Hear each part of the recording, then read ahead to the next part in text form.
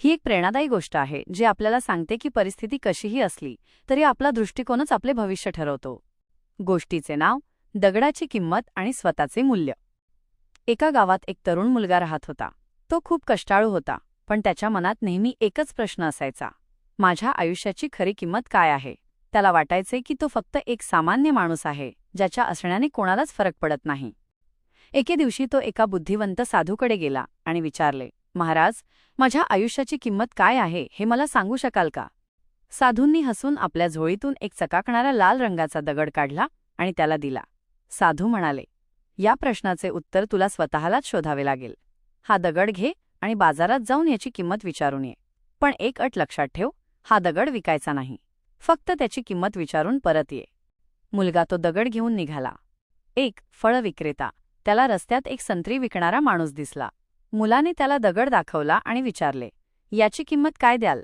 फळ विक्रेता म्हणाला, दगड छान दिसतोय, माझ्या मुलाला खेळायला होईल. याच्या बदल्यात मी तुला 12 संत्री देईन. मुलाने नकार दिला आणि तो पुढे गेला. 2 भाजीवाला.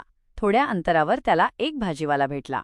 त्याने दगडाची पाहणी केली आणि म्हणाला, हा दगड माझ्या वजनासाठी चांगला आहे, मी तुला याच्या बदल्यात एक गोणी बटाटे देईन. मुलाने माफी मागितली आणि तो पुढे गेला. 3 सोनार. आता तो मुलगा एका सोन्याच्या दुकानात गेला. सोनाराने भिंग लावून तो दगड पाहिला आणि त्याचे डोळे विस्फारले. तो म्हणाला, मी तुला याचे 50 लाख रुपये देईन. मुलाने सांगितले की तो विकू शकत नाही. सोनार ओरडला, बरं ठीक आहे, 2 कोटी घे, पण हा दगड मला दे. मुलगा घाबरला आणि तिथून पळाला. 4 रत्नांचा पारखी, जौहरी. शेवटी तो शहरातील सगळ्यात मोठ्या हिऱ्यांच्या व्यापाऱ्याकडे गेला.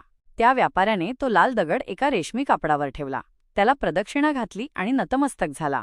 तो म्हणाला, हा दगड कुठून आणलात? हा या जगातला अमूल्य असा माणिक आहे. पूर्ण जग विकले तरी याची किंमत मोजता येणार नाही. मुलगा चक्रावून गेला आणि धावत साधूंकडे परतला. त्याने सगळा प्रकार सांगितला. साधू शांतपणे म्हणाले, बाळा, तुझ्या प्रश्नाचे उत्तर हेच आहे. तू सुद्धा या दगडासारखाच आहेस. तुझ्या आयुष्याची किंमत तू कोणासमोर स्वतःला सादर करतोस आणि तुला पारखणारे लोक कोण आहेत यावर अवलंबून असते. या गोष्टीचे तात्पर्य: मॉरल. जर तुम्ही स्वतःला 12 संत्र्यांच्या लायकीचे समजणाऱ्या लोकांमध्ये ठेवले तर तुमची किंमत कधीच वाढणार नाही. जगाला तुमची खरी किंमत कळत नसेल तर निराश होऊ नका. कदाचित तुम्ही चुकीच्या ठिकाणी स्वतःची किंमत शोधत आहात. स्वतःच्या गुणांना ओळखा आणि अशा लोकांच्या संगतीत राहा जे तुमची अमूल्य म्हणून ओळख पटवून देतील. तुम्हाला ही गोष्ट कशी वाटली? तुम्हाला एखाद्या विशिष्ट विषयावर, उदा. शिक्षण, व्यवसाय किंवा आत्मविश्वास